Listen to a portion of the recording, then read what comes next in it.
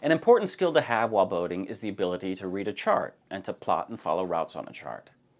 Modern personal navigation software makes this much easier than using a paper chart and plotting a course or route on it. We recommend you install one of the navigation apps and become familiar with it, especially for boating in Puget Sound. While there are several navigation apps available, many of our members use Navionics. It's best to have a route in your app for your first trip to a new area, or into a tricky navigation area like the entrance to Eagle Harbor. We will be taking a look at this particular area shortly. Some of the most important information on the chart is the depth. It's critical to know the scale of the chart you're reading. Depths can be listed in feet or fathoms in the United States, and meters in the rest of the world. A fathom equals 6 feet, while a meter is about 3 feet. Note that all navigation apps available allow you to set your preference for how depths are listed. If you choose to use a paper chart or chart book, you will need to find on each chart or page what unit of measure are being used. If you take advantage of the Freedom Boat Club reciprocal reservation benefit in a country that uses the metric system, you should find out if the chart plotter on the boat and the depth sounder are set in feet or meters. If your boat draws 2 feet, you wouldn't run aground in 1 meter of depth, but you would if the depth was 1 foot. You can see why it's important to know the scale you're dealing with. On a chart there will be colors for various depths. White is considered safe water, light blue to dark blue as the water shallows.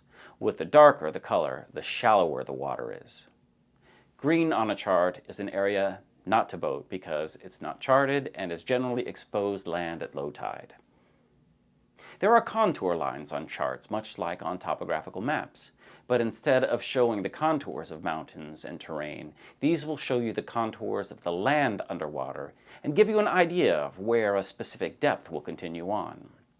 All of the previously discussed aids to navigation or channel markers are on the charts.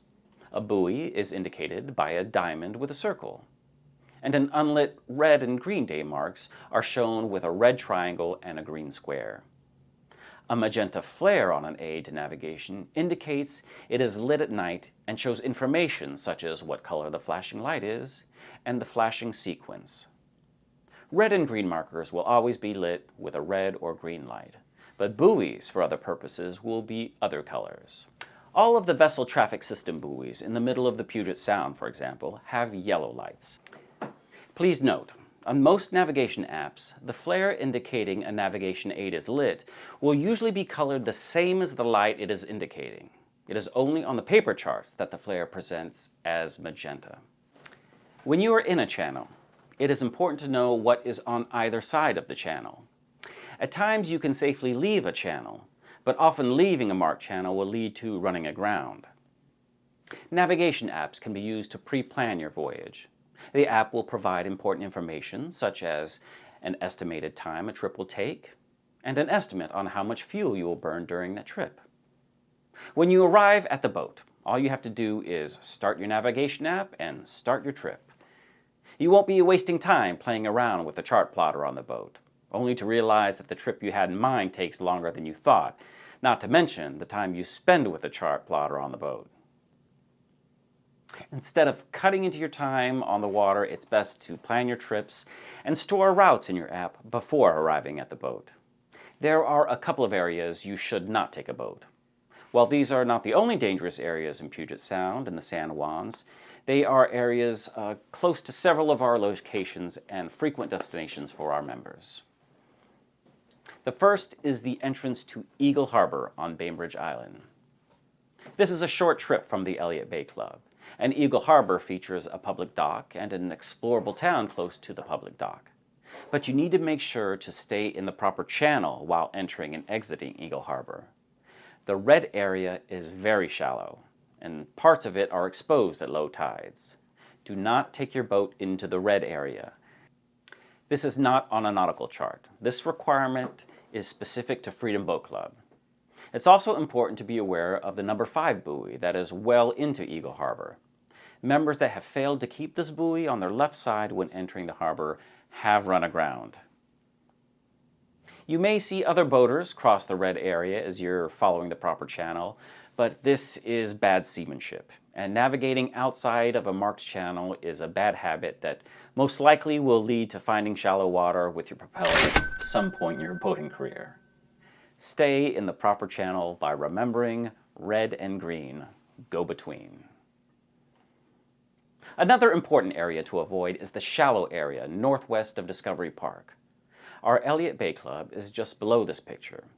And if you're taking a boat north from Elliott Bay, it's important to stay outside of the West Point buoy. If you're rounding West Point and heading towards the channel that enters the locks, travel north till you can enter the channel between the number 1 and number 2 buoys. Do not try to cut south of the buoys to save time. Running aground can take much more time than a few minutes it takes to properly enter and navigate a channel. It's important to stay out of these no-go areas. It's not our intent to control your boating, but experience has shown us that boaters that attempt to drive in these red areas can end up having a bad experience. While the entrance to the locks is being shown, I want to let you know the policy on the locks. You can take a boat from Puget Sound through the locks, but you need to bring 2 lengths of line 50 feet each. It's also important to make sure you arrive back at the locks in time to return to the Sound and to the club where your trip started. The locks can get very busy late in the day on weekends.